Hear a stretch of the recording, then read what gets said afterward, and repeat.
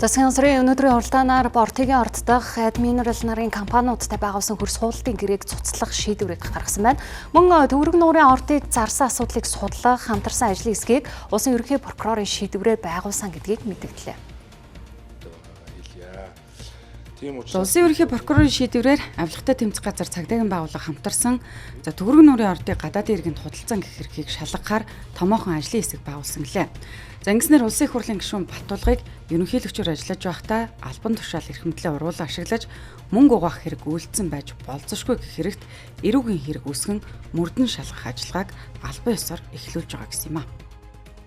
Мөнгө угаах, татвараас зайлсхийх, албан тушаалын байдлаа уруулан ашигласан зэрэг зүйл ангуудаар эрүүгийн хэрэг үүсгэн мөрдөн шалгах ажиллагаа бол одоо ингээд эхэлж байгаа юм байна гэдэг хуулийн байгууллагын мэдээллийг авлаа. За Монголын баялагаар өнгөрсөн хугацаанд бол муур хулган шиг тоглож байгаа ийм үйлдэлүүд дахин давтагдах юм бол Монголын хууль дуудах ёстой. Үүн дээр бол ямар нэгэн одоо ялгуурлан гадуурхалт байх ёсгүй.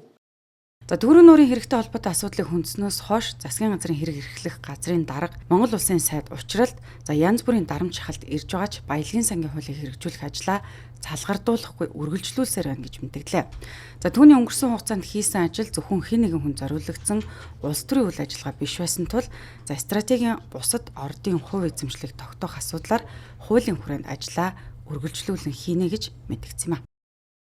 Тэгэхээр авах ёстой хуулийн дагуу бид нар бол нуураач авна, худгаач авна, овоогооч авна, толгоогооч авна, овоолгооч авах ёстой. Энэ бол үндэсний баялагын сангийн хууль, ашигт малтмлын хуулиар одоо бүрдүүлсэн эрх зүйн орчин. Тэгэхээр хэлэлцээрүүдийг хийн. Стратегийн орд бол одоо нийтдээ 2007 оны тогтоол дээр бол 39 стратегийн орд байсан.